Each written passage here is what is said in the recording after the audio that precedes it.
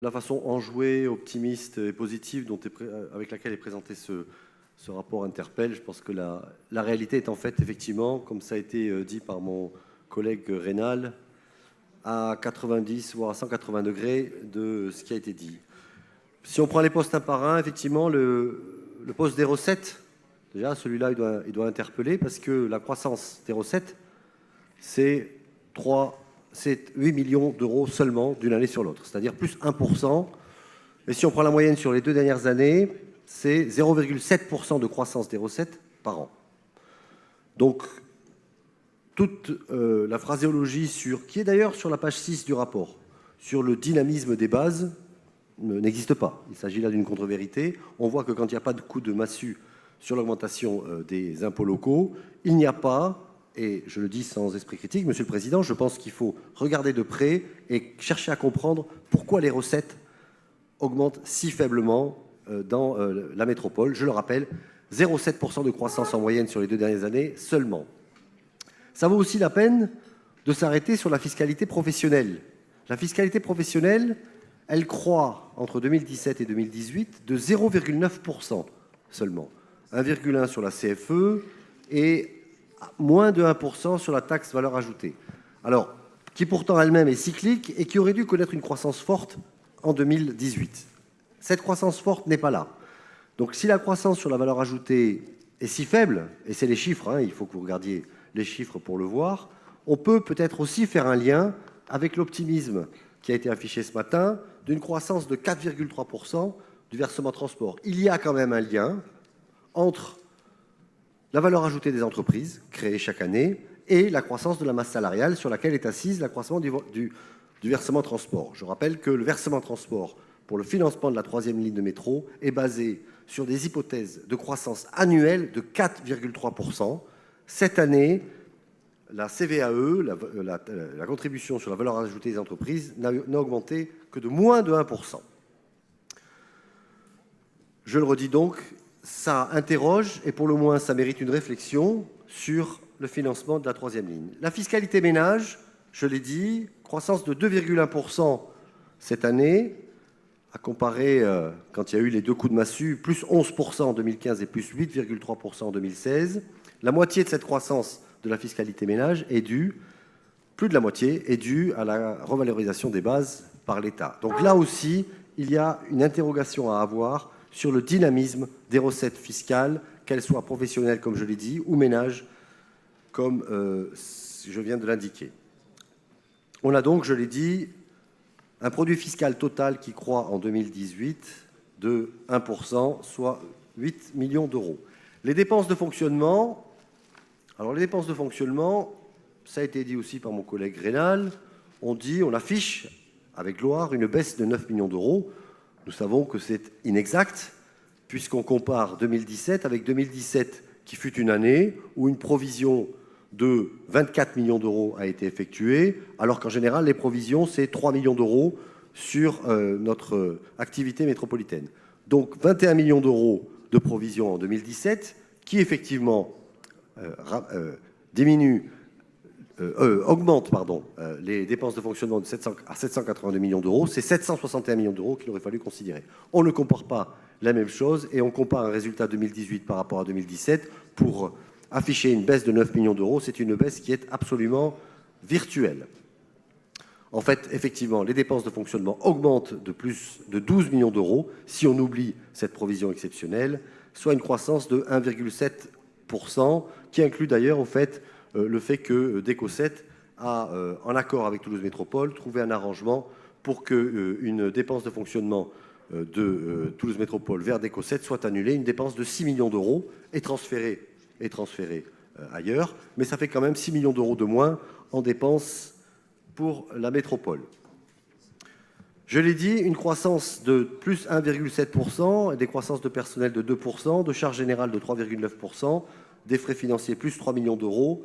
Effectivement, on a du mal à comprendre comment cette trajectoire pourrait être tenue au-delà du one-shot de 2018.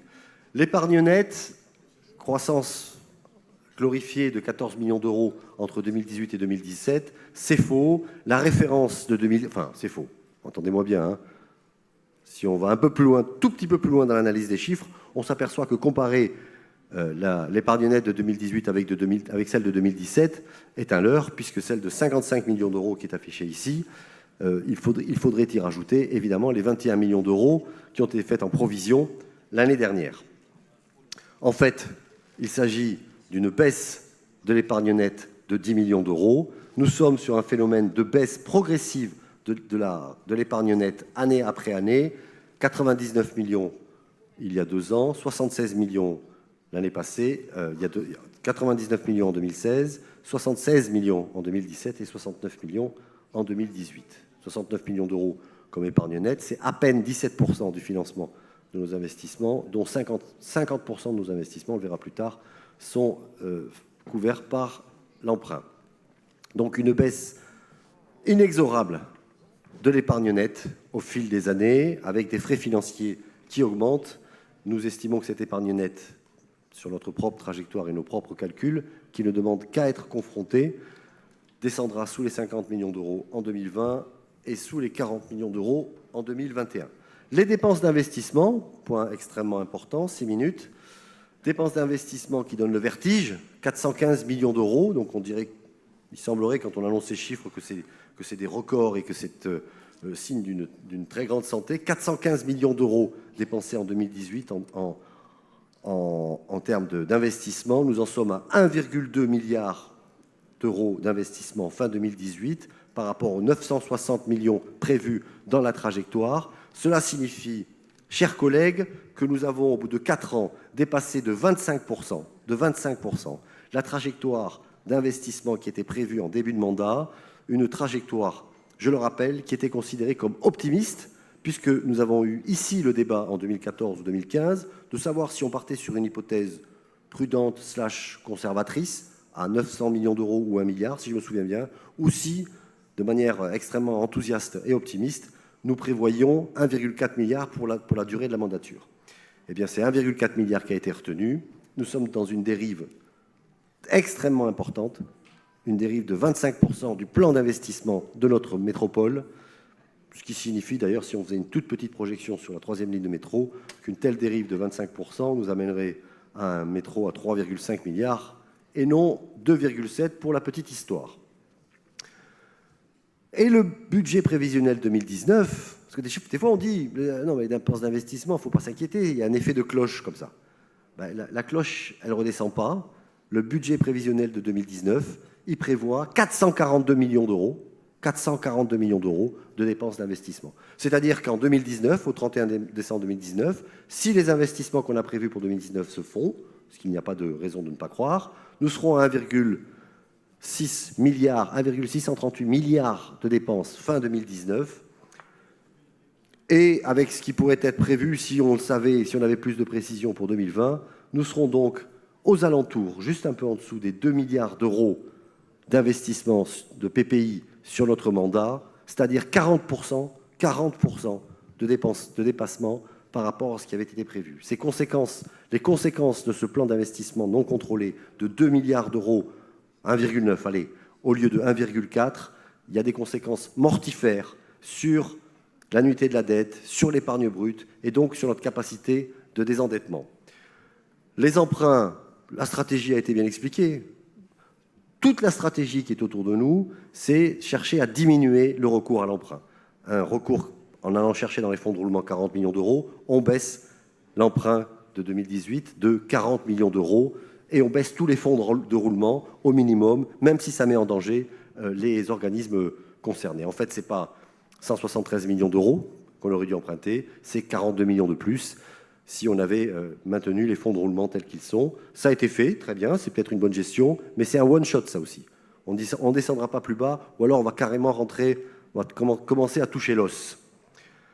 Malgré ça, nous sommes à 850 millions d'euros d'encours d'emprunt en 2018, et nos propres prévisions nous amènent à un encours d'emprunt en 2021, c'est-à-dire une fois que le mandat sera passé, de 1,3 milliard d'euros avec des hypothèses basses que nous souhaitons confronter. C'est-à-dire que la dette, en 6-7 ans de mandat, aura été multipliée par 2,5. La capacité des endettements, il me reste peu de temps, Monsieur le Président, la capacité des endettements, en corrigeant avec les petits effets de d'avoir pris une provision en 2017, d'avoir pris de l'argent dans les fonds de roulement. Je vais vous donner l'évolution de la capacité de désendettement de Toulouse Métropole. 4 ans et demi. La capacité de désendettement, ce qui est important, c'est sa trajectoire. On peut avoir 10 ans de capacité de désendettement dans un EPCI. À partir du moment où ça reste constant autour des 10 ans, ça veut dire qu'on arrive à maintenir le cap. Ce qui est tragique et dangereux, c'est l'évolution de cette capacité de désendettement, qui est calculée en années pour rembourser la dette. 4 ans et demi en 2016, 6,6 en 2017 et non 8,09. 8,09 c'était un artefact. 7,4 en 2018, 8,9 à venir. Et pour nous, nous avons, d'après nos prévisions, nous dépasserons les 12 années de capacité de désendettement en 2021. 12 années, c'est le moment où vous n'avez plus aucun accès à l'emprunt. C'est fixé par un décret qui est applicable à tous les EPCI. C'est 12 pour les EPCI, 10 je crois pour les communes et 9 pour les régions. Donc tout cela est bien légiféré. Donc plus d'accès à l'emprunt si cette trajectoire était vérifiée. Un impact considérable, effectivement, aussi sur Tisséo, puisque c'est Toulouse Métropole qui serait garant des emprunts de Tisséo pour le financement de la troisième ligne. Je rappelle quand même que la Cour des comptes a prévu un endettement de Tisséo en 2026 de 3 milliards d'euros. En conclusion, nous considérons que la chanson chantée n'est pas la bonne, que nous sommes face à une dégradation des comptes, que cette trajectoire nous amène dans un mur en 2021. Nous demandons depuis des mois, des années, 2 ans au moins, une réactualisation, parce que peut-être qu'on se trompe. Je ne dis pas qu'on a raison, M. Briand. Moi, je vous dis simplement que nous, on a fait des calculs. de 12 minutes. J'ai fini. On a fait nos calculs, on a une prospective financière qu'on a ici. Nous souhaitons nous tromper, nous espérons nous tromper. Ce que nous voulons, c'est que nous demandons, comme nous l'avons fait déjà, une prospective financière qui ait lieu en septembre et qui vienne confronter la réalité des chiffres avec ce qui va se passer. Parce que quand on passe de 1,4 milliard de PPI, tel que c'était prévu, à 2 milliards ou à 1,9 milliard, les conséquences sont immenses sur nos capacités de désendettement. Donc nous espérons, je le dis, nous tromper, mais si nous ne nous trompons pas, nous le redisons, nous allons droit dans le mur avec une incapacité à emprunter en 2021 et des impacts terribles sur la troisième ligne de métro. Merci.